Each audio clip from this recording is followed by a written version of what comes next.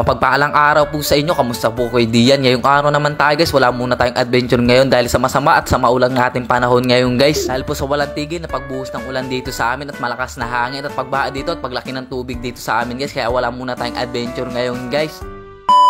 Panibagong araw na naman tayo kahit masama ang ating panahon dito at walang tigil na pagbagsak ng ulan dito at malakas na hangin at paglaki ng tubig dito sa amin guys. Yung araw nga pala guys, wala muna tayong adventure ngayon. Kung nakikita nyo guys yung ating panahon, masyadong maulan at walang tigil na pag-ulan dito sa amin guys. Dahil dito guys sa punta to, sa walang tigil natin pag-ulan dito, napagpasya namin dito magluto ng ating needed na manok dito. My cousin of the brother of my North Cube, white delicious of my Philippines madlang people.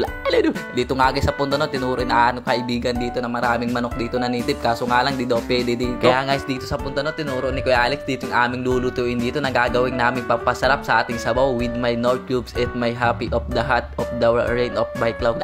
Sobrang laki at sobrang taba ng ating native dito. Nagpakulo na rin kami dito ng tubig. Pag kumulo ng ating tubig dito, binuhusan namin para matanggal yung kanyang mga balahibo para hindi makalipad sa ating kapitbahay dito. Pagkatapos nga natin alsan yung kanyang mga balahibo, yung kanyang mga wings.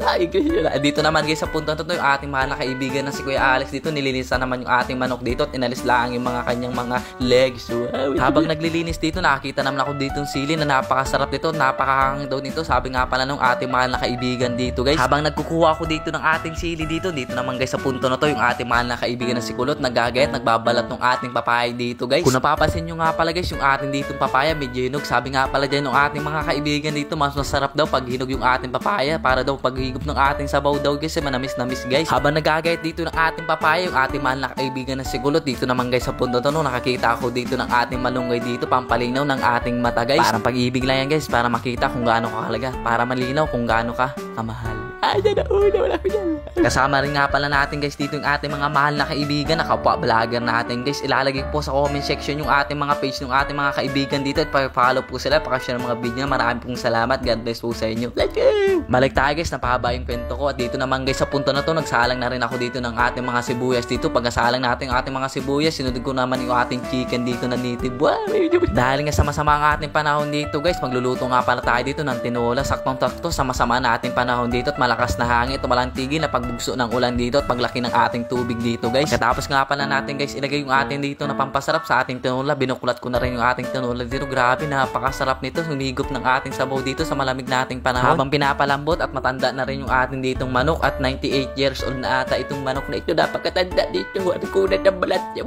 Ito namang ating mahal na kaibigan si Lulu, nagayat ng ating ditong kamatis at pagkatapos nga pa niyang gayatin dito, nilagay na rin dito sa ating mangkok. Ito namang ating mahal na kaibigan na si Kulot, hinalo lang dito guys. May dala rin nga pala guys dito yung ating mahal na kaibigan ng bangus. Sabi nga pala sa amin, pandagdag daw sa ating food trip dito. Pagkatapos nga pala natin guys gayatin yung ating kamatis dito, nilagyan nga pala natin ng itlog na pula na pampasarap sa ating bangus dito guys. Maghihiyaw nga pala kami dito guys na meron palaman na itlog na pula, napakasarap. Pagkatapos nga natin lagyan ng palaman yung ating bangus dito naman guys sa punto to, naglagay ako dito ng papaya sa ating tinola. Kung nakikita nyo guys yung ating bangus dito, lumilitaw talaga yung pinampalaman ng ating bangus dito na napakasarap guys. Ilang sandaling paghihintay natin guys, luto na yung ating ditong bangus. Kinuha naman ng ating mahal na kaibigan dito na si Kuya Fish Hunter. Paki-follow po sila at pakishare ng mga video nang guys. Sabi nga pala dyan ng ating mahal na kaibigan si Kulot, kain na daw po tayo. Nung naluto na guys dito yung ating mga pagkain dito, nagsimula na rin kami dito magdasal at magpasalamat sa ating Panginoon dito na nagbigay sa atin ng buhay at kalakasan dito guys. Katapos nga natin magpasalamat sa ating Panginoon na nagbigay sa atin ng buhay at kalakasan, nagsimula na rin kami ditong kumain na sama-sama kaming magkakaibigan dito at masasaya guys. Kaya guys, ano pang hinihintay nyo, samahan nyo kami sa aming kakainin ngayon. Tara guys, kain po tayo. Dito naman guys sa punto na to, nagkandok ako dito ng ating tinola na napakasarap. Saktong-sakto talaga sa ating pagbuhos ng ulan dito. At dito naman guys sa punto na to, nagsandok na rin yung ating mga kaibigan dito na si Kuya Marvin. Kasama rin nga pala natin guys dito yung Gusto TV PH po, sina Kuya Alex guys.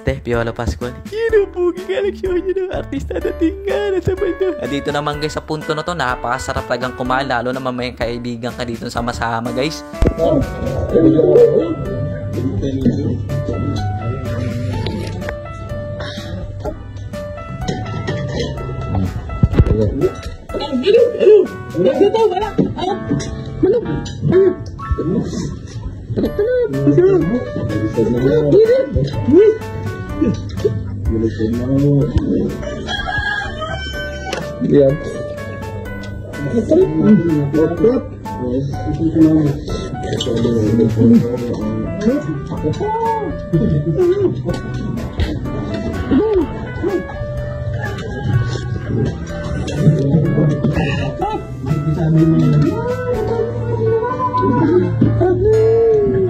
Lubos po kami nagpapasalamat sa inyo at walang napasalamat po sa inyo sa mga suporta nyo palagi guys. Sa totoo lang pong buhay, napakasaya na namin pag meron kaming napapasayang mga tao at napapangiti at nawawala yung mga stress niya sa buhay at mga problema guys. Lubos rin po ako nagpapasalamat sa inyong mga suporta sa amin palagi. Nagpapasalamat din po ako sa mga taong nasa ibang bansa po din, sa mga OFW natin din. Mag-iingat po kayo, na stay safe po sa inyo hanggang sa mula natin pagkikita. Marami pong salamat sa inyong suporta. Bye bye! Ingat po kayo lang, bye bye!